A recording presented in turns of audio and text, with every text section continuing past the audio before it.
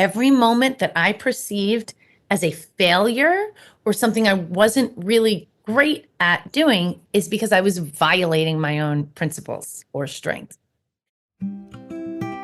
Welcome to Leading Notes, where I talk with musicians who are leading the revitalisation of social health in our communities. I'm your host, Melissa Forbes. Dr. Raina Murnak is a New York-trained professional singer, educator and vocal coach with over 20 years of collegiate music teaching experience. She currently serves as assistant professor and director of contemporary voice and performance artistry at the University of Miami's Frost School of Music. Dr. Murnak has developed a unique experiential musicianship model combining expressive songwriting with industry business skills. Known for her ability to make transformative improvements in performance and technique, she's a sought-after speaker at major music education conferences. Beyond academia, Dr. Murnak has performed as a lead vocalist, keyboardist, and musical director for numerous artists, including Anna Christina, Carter Cash, and John Cicada's Vanessa D, and has provided studio vocals for Pharrell Williams, Jelly Roll, and others. She recently published a book, Positive Psychology for Music Professionals, Character Strengths, with Routledge, Taylor and Francis. Raina Murnak, welcome to Leading Notes. Thank you so much. It's so great to be here. Raina, I came across your book when I was writing my own book called Positive Music Leadership, and I've used your work in my book. So I'm obviously really interested in the intersection between positive psychology and musicians and music careers. Can you tell me a little bit about positive psychology and what drew you to it? So it's funny. I have always had a very positive way of dealing with being a vocal teacher, meaning the body is the instrument. And when you criticize someone's voice, in essence, you're criticizing their body and their soul. So I think it's a very gentle territory that you have to always be mindful of that, right? If somebody has a cheap guitar, you could say, well, you can get a better guitar, but it's your voice. So as a vocal teacher, I've always known you have to go to the positive. And maybe even especially more if you have a lot of corrections to make. So in having that being my natural state of communication, teaching, encouragement, working with kids, working with many different levels, not just college students, I didn't realize that I was using this whole language of positive psychology just naturally. And I didn't even know of it as a field, right? So I ended up teaching a woman named Nancy Kirshner, or Dr. Kirshner, my co-writer, when she was turning 70. And I think this is aspirational to people everywhere, and especially women who have a message sometimes coming at them that, oh, they've expired, too late, you didn't do this thing.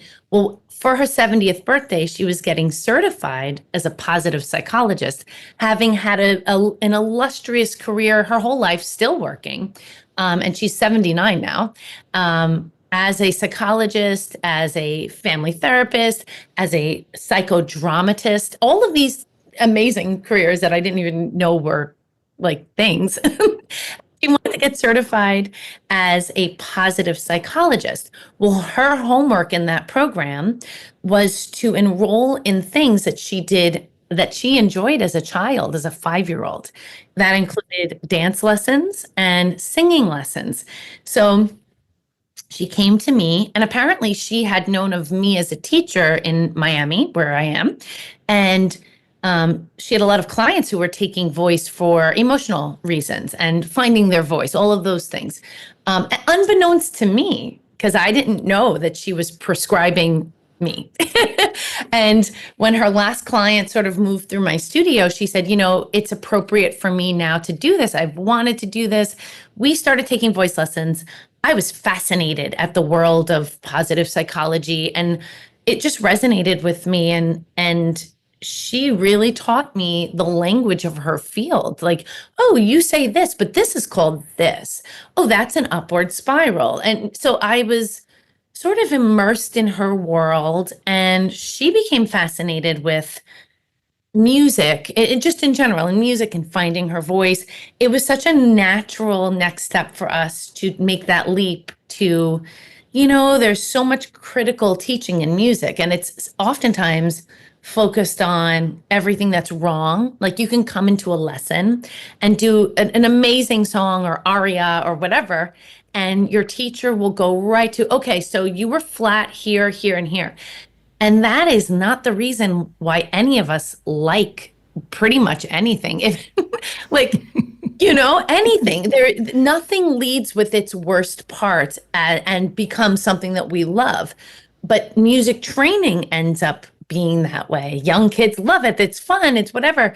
There's an element of competition that comes in. Then there's an element of perfectionism.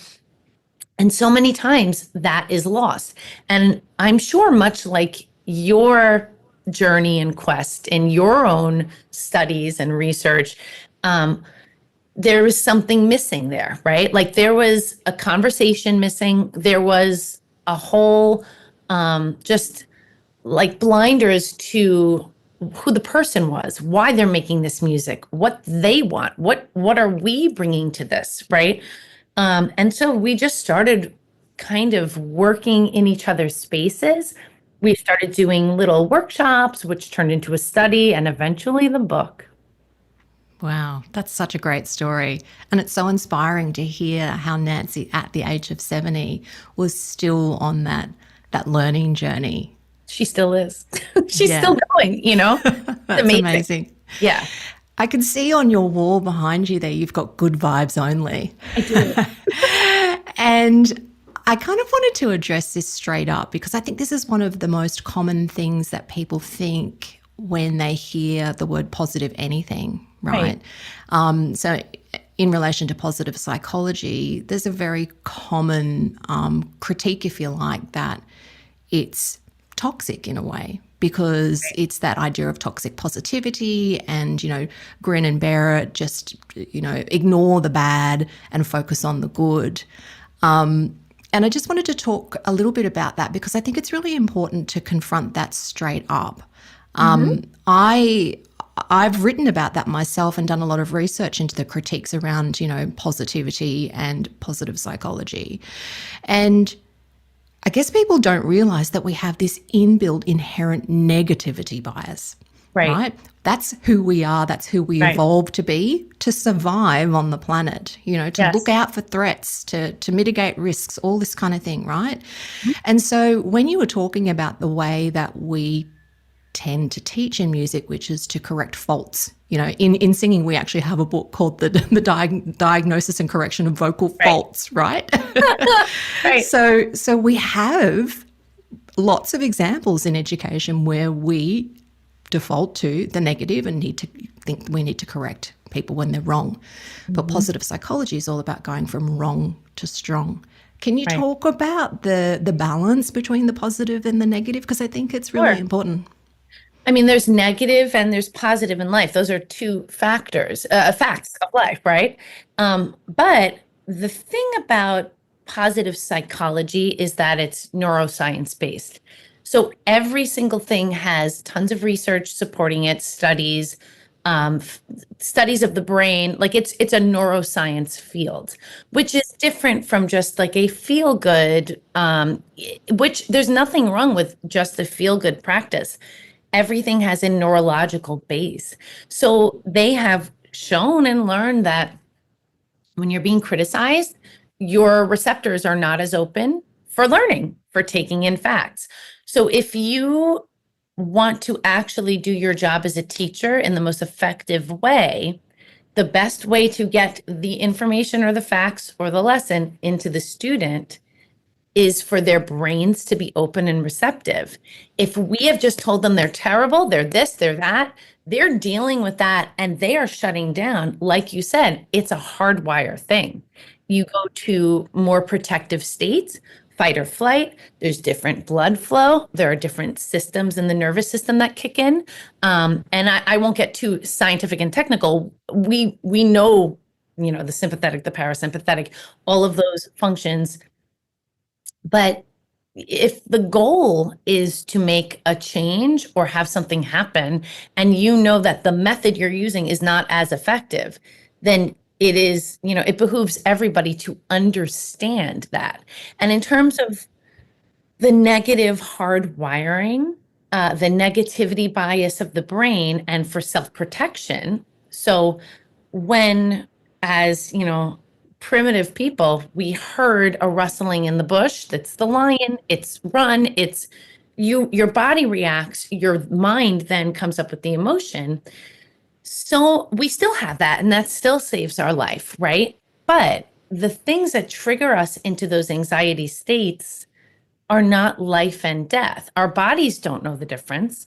So we are constantly with the barrage of everything in society, the fast paced everything. It could be social media, it could be our daily schedule, thrown into these states that were designed to keep us literally alive and safe. But just because my calendar gets crazy doesn't mean that I'm in danger of dying. So there's so many great studies. There's this whole study on, well, I mean, there's so many, the as if principle, the hardwiring your brain for happiness studies with Dr. I think his name is Chris Hansen, where they showed that yes, our negative emotions, our negative feelings, and our fears are hardwired because it only keeps us alive if those things are hardwired. You hear a loud noise, you react. That's a hardwired response. Seeing a beautiful balloon bouquet or floral arrangement does not keep us alive. However, if you spend 20 seconds absorbing, enriching the sensation, the full anagram is heal, HEAL, have the experience, enrich it, absorb it, and then link it to something else. But if you just do the first three for 20 seconds, you start to hardwire positivity. Now, that is new neuroscience in the last, I would say, 12 years. That's a new discovery. Why is that important? The simplest answer is, if you smile, you feel better. And it's not a trick, it's an actual chemical reaction. If you smile, your body feels better, your systems work better, your sleep is less interrupted. There are so many biological benefits to positive thinking, positivity, happiness, joyfulness, social bonding. I mean, the list goes on, that just benefit you in so many different ways. It's like a multivitamin. So yes, there are negative events and there are negative things, but the studies have also shown that you are more effective working in your strengths. To give it a very coarse example, if I have amazing biceps and weak legs, if I have to do something where I have to lift, I'm going to do that better than if I have to do something with a squat, right? And it's the same with your character strengths. If for instance, I have incredible social intelligence, whenever a negative or positive world event happens, knowing that that's my super tool, I can use my social intelligence to help, to navigate, to empower myself, to empower others. It's the same thing, like, oh, that's your strength. The importance of the character strength aspect of the positive psychology is, to me, it's actionable. I see no downside in discovering what we're good at, in figuring out, wow, that is something I do. A lot of times there's this strength blindness thing. You don't even realize that, you know what, I am socially intelligent. I do feel people in the room, and I know when to be gentle and I know when to push. Recognizing and knowing that about yourself, just it's one of those many things in life that if you can remove the shame of not being like someone else and insert the pride of being exactly who you are, to me, that's always a win. And that goes across the board. Yeah, absolutely. So let's talk about how people can find out what their character strengths are. And why you've written a whole book about why it's important for musicians Yeah. to have that knowledge for developing their careers. Right. So there's a very quick, relatively quick, under 10-minute assessment at viacharacter.org. And that is the site that houses all of the research on this. It's a free survey. They capture the data in a non-demographically identifying way, just to show like how many millions of people have taken this survey, right? So you get this ordinal thing from 1 to 24. And there are different levels. If you can pay for the survey to get a deeper analysis. It's a rank analysis. So, but if you do the free one, basically your top 5 to 8, your upper third, those are really your strengths. You might have very similar scores on those top 5 to 8, but those are truly your superpowers. And why was this important to me as a professional and a musician? Well, I mean, I'm sure you see my office, right? Like this is truly my office. And it's so me and it's so reflective of who I am. So Can you just describe it for the yes, listener? I can describe it. So if I'm looking to my right, there's a picture of an astronaut behind me. Behind that astronaut, there's a gem doll. Behind all of that is a wall of all neon signs. All around, there's paintings, what you can't see. And Melissa, for you to see this craziness, I have these two weird mannequins. I'm running an AI ensemble, and it's just Cool. it's crazy. So, but it's super, super, super colorful and expressive. And there's mirrors, there's lighting, there's bedazzled things. So I taught music theory for, I don't know, 15 years. Okay. And when you think of music theory, you likely don't think of any of the things I mentioned, right? At all. But this is who I am. And at heart, I'm a performer, and I'm somebody who's always been engaging in that. But because I was teaching a subject that was traditionally, I don't know, exclusive, very male dominated field. I was the only female professor in my entire school doing this. I was the only female doctoral student doing composition. And it's taught a certain way. And the way I took it in was very like, well, I'm the expert. You don't know this thing. There's a separation because it shows respect that I'm smarter than you and you're not. And to me, it's the same thing. It's like, well, I want my students to not just understand it, but love understanding it. And that knowledge of music theory is so powerful. And it's such a gift to even learn this, right? You have to literally go to music school to get the depth of music theory that you can learn.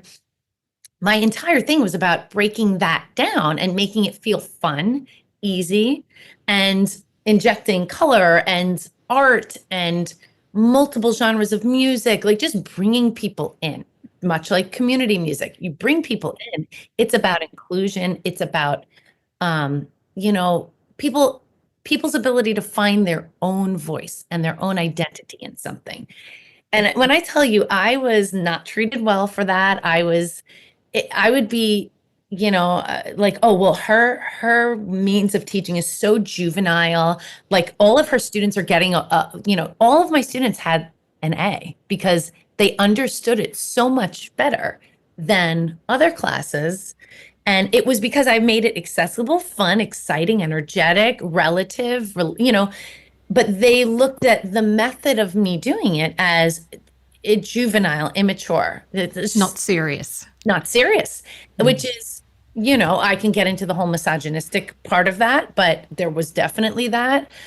And for so many years, like I said, if I can remove shame for being who you are on anybody, that's my calling, right? So, like, I felt less than, not as good as, oh, if only I were more gray or black and white or this. And I was failing myself, right? First and foremost, but I was failing my mission on earth. My mission on earth is to be me. Your mission on earth is to be you. Everybody that we encounter, we come here with something that we're supposed to be and do, right? And the moment you get into that comparison mode, you're you're never going to be a successful copy of someone that you don't even like. So I was a failed version of these lame teachers who sucked, as opposed to a successful version of a standalone, this is my room, this is my class, this is like what we're going to do. And so way before the positive psychology journey, I started getting more confident in, no, we're gonna do these projects and like I just did it, right? Like, and and it wasn't that I ever bent to the conformity. It's just not in me. I don't have that kind of disposition. But I did feel like less than as I was doing these cool things. Cool things like, to understand form, we're going to sculpt this symphony with clay.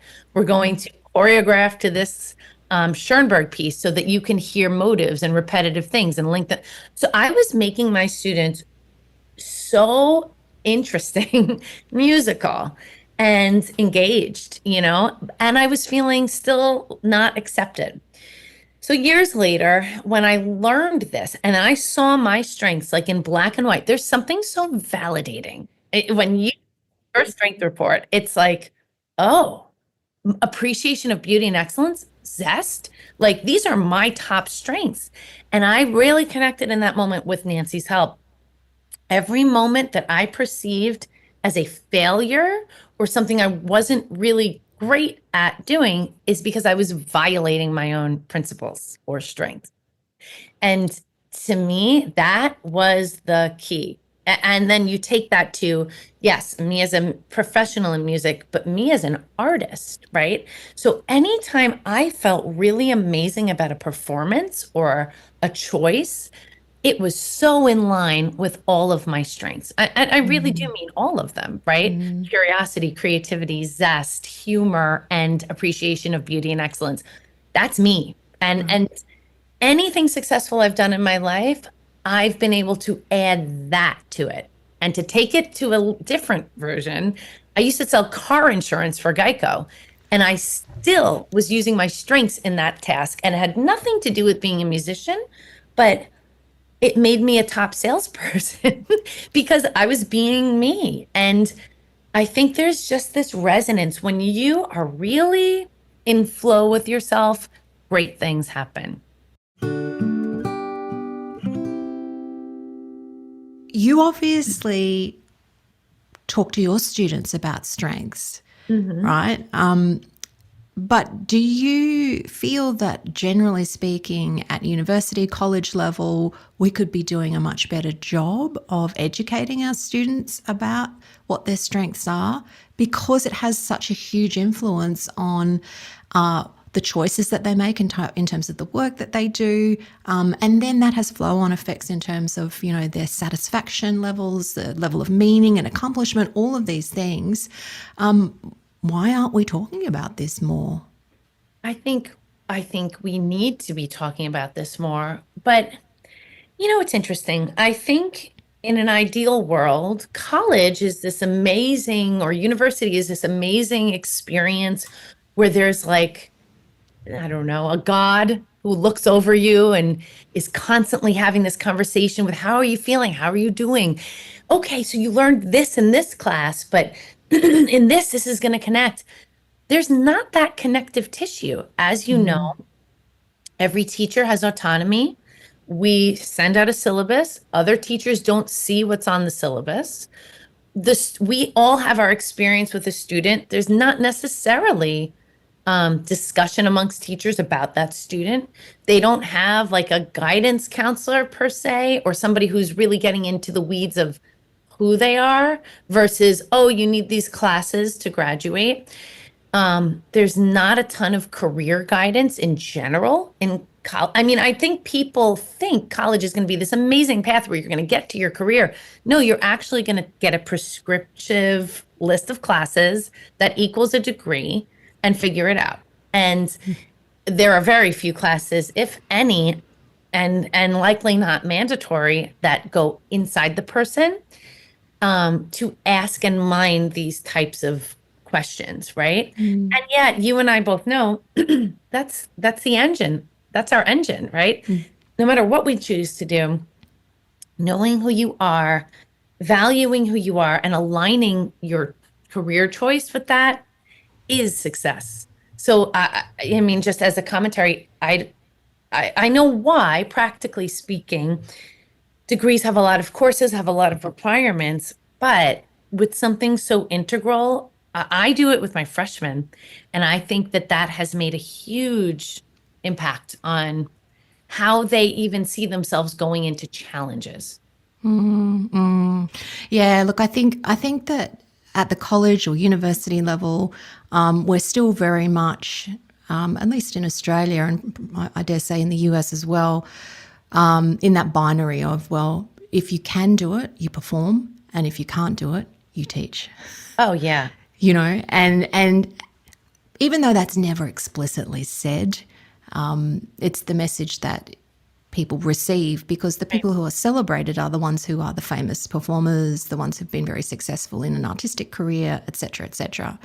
And so part of my work is really to raise awareness that there are other ways that you can operate in a music career that may Mhm. not have that profile necessarily, but that are incredibly fulfilling. And so that's the whole world of participatory or community music making, right? And so Mhm. part of my key message is that when you get to know your strengths, you may actually realize that trying to be famous isn't aligned with your strengths, and that you're actually much more aligned with kindness or love or, relationships and connection. And Right. so that there are other ways that you can use your musical skills that do align with those strengths that you will find incredibly meaningful as part of your career. So I guess I wanted to ask you, as an expert in strengths and positive psychology, what do you think about the idea of covering community music in music education? Yeah.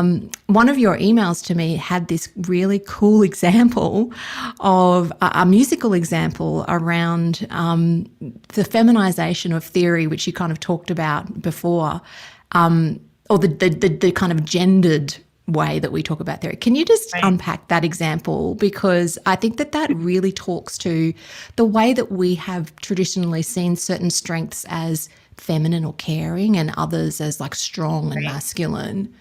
Yeah. So, and I think the conversation, and correct me or interject if I'm misquoting my thing, but it was how, a lot of musical analysis is climax driven, and it's and so much of the music that we're analyzing are male composers, and there were a lot of feminist theories and theorists who said, and queer theorists who said everything is not toward a climax. That's a very like male concept, and so many of female and gay composers linger in a mood, and the goal, it's not any less than, right? If you think of meditative music, meditation music does not have a climb. It's like the point of that music is to flow, be even, take a breath, take a break. So music, and many cultures have music that don't have that shape, like there's a Mount Everest and then you fall. Like it's that is one version of music.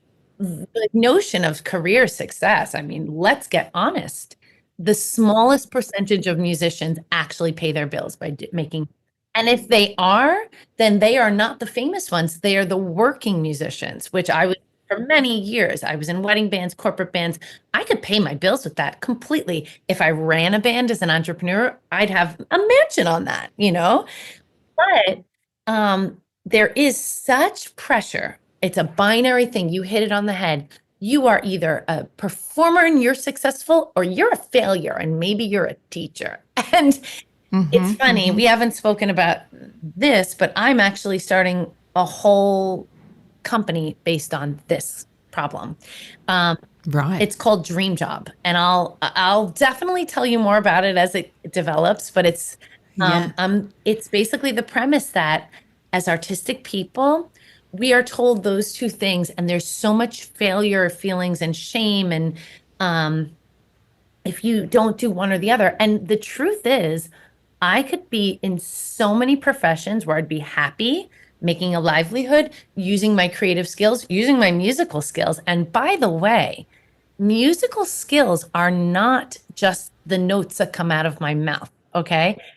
Musical skills are discipline, community, communication, detail oriented, really listening. Like, if we really thought about what we learned learning music, the skills are incredible. There are so many exciting jobs that exist in the domain of entertainment, media, fashion, design, sports, like music, like just as one of them. But we're never told anything about any careers that our skill sets could easily do, right? As an older person, because I've been teaching college for 24 years.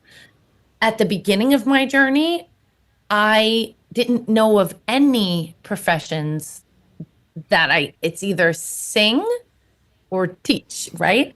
Right. And still 24 years in, I barely know more than that. I know a lot of music industry professions, but in terms of where I could place my talented students in things that they would be thrilled to do, they'd find exciting, exhilarating, mission driven. That's why I'm building this company. And it's basically a tech thing to have algorithms that intake someone's strengths, interests, and show them all these paths across industries, not just, oh, you should be in A&R. And that, again, there are only so many people in A&R. People don't understand what that, it's not what it used to be.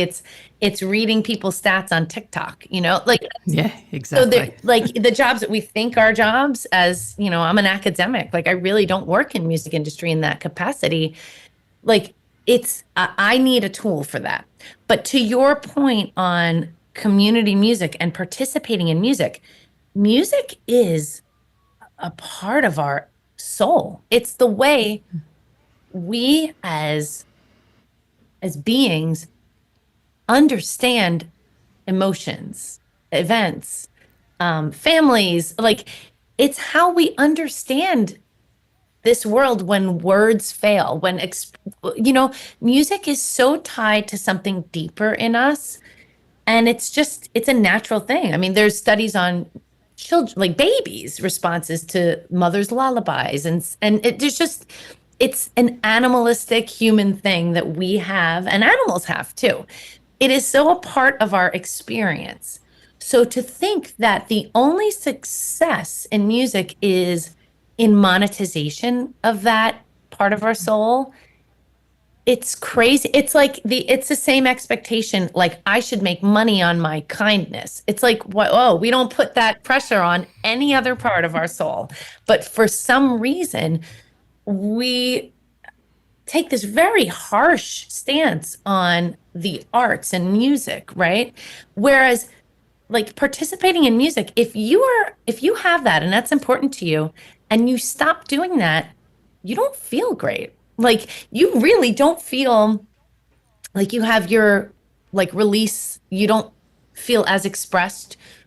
Like, just the act for me of singing, always I feel better. It doesn't matter what's going on. Driving home, stressful day, singing in my car, by the time I hit park, I feel better. So there's something so physiological and socially important about music. Community music should absolutely be be taught, but not just taught. I think college students should be participating in that as part of their degree. It should almost be a requirement. Like, because far too often it's so based on this sort of narcissistic, like, oh, well, I'm going to do this. Or I'm part of an orchestra and I'm supposed to not have a self. It's like there's two parts of it, right? Like, and there's Right. so many different ways that different cultures, different people participate in music that is just so essential to being a human being. If we have Yeah. any doubt about it, like a wedding without music, a funeral without music, a graduation without music, any important event in our life has musical tradition. And it's just so connected to feeling. So, I mean, I love the work that you're doing. I can't wait to read more of everything that you're doing. Thank you, Raina. That means a lot to me. I think so much of what you've said resonates with my thinking as well. I speak to so many performing musicians or people who have pursued that path and who've, had success, but to sustain that is kind of killing their souls. And then they turn to leading a community choir or a songwriting circle or something like that, and they are then reminded, that's right, that's why I do this. Right. Oh, yeah. That's why I do this. It's almost like the industry side of things is designed to knock that out of people and kill it off. Right. Whereas once you start connecting just with regular folk who want to participate in music, who want to have a seat at the table, it reminds trained musicians, oh, that's right, we all do this. And this is one of the best ways to connect with other people and to actually feel like a human being. Absolutely. Yes. And, we all got into music because we loved it. Like, we can't forget that. And, it's like in pop music and in, commercial music, that sophomore album pressure, like, oh, you had a hit. Great. Well, your second album has to not just sustain that, it has to go higher. It's like a Ponzi scheme. and sure, that's how the commercial industry works. And I get it, but it's so important to plug back in to the roots of what music is. And it is like a yelp from the soul of something that cannot just be expressed by saying it, right? There's something deeper to that impulse and feeling that needs to be exhumed by that musical impulse. Once you lose that, you almost fall off your own values or strengths, right? Like, you're doing it to prove to prove that you are something, as opposed to expressing something. And there absolutely needs to be both in a commercial industry. You need to be able to express and deliver, right? And that's a very difficult skill. I think there are a lot of people who can deliver and they lose expression. There are a lot of people who can express and they're just going to keep expressing until the industry catches up like a Frank Ocean, right? So original, doing his own thing in his own world, creative genius. And he might completely fall off the commercial thing, then do something amazing and come back. But his goal is not that, right? And I've worked with him and I've met him. And it's to watch someone who's really in touch with their thoughts and feelings about the world that he's expressing through music, but he expresses it through other things. He's a writer. He does a ton of stuff. So, I mean, I think it's rare when someone's able to keep their authenticity and have that kind of success, right? Like a Bob Dylan. Yeah, absolutely. But you're absolutely right. Like, part of that joy of music is doing it with other people, is, remembering that you love this thing and there's nothing more powerful than having that musical experience with other people, right? And knowing that, wow, we've made something here. And I don't even mean recorded, whatever. Like, I was literally before this teaching and I was in a stairwell because it has great acoustics with my 4 girl students. And they did this amazing Adele Rolling in the Deep arrangement. And as the notes are like, fading into this ether of gorgeous reverb in this natural space, I feel, wow, we just made something. We put a jewel into the world that didn't exist before. That's what music is. It's a moment in time. If you record it, great, then you can keep listening and experiencing that moment. But every time we make music and we make music together, there is just something so special that happens. Yeah, 100%. And I think for community musicians, that special feeling of actually helping people who don't consider themselves to be musicians have that Yeah. feeling is really amazing. Right. You know, to be able to bring a bunch of people along on that journey who've never been to music school, they don't know anything about music theory, they wouldn't even call themselves musicians or singers. For the music leader, that can be such a satisfying and rewarding experience. So I pitch that kind of community work as a bit of an antidote to the pressures of the traditional industry and all of the expectations that come along with that, because it's almost a surefire way to connect with that kind of yelp from the soul that you talked about for musicians who may have lost touch with that because of all of these other pressures. Absolutely. Yeah, we're all like, you don't need musical training. It would be impossible. You'd have to live in a vacuum to come up in a world without music, right? So everybody's has a musical soul, a musical impulse. Everybody has a natural sense of the music theory of their culture. We can tell when something sounds good, bad, off, on. You don't have the language to describe it. But yeah, I think it's a great antidote to all of that other stuff.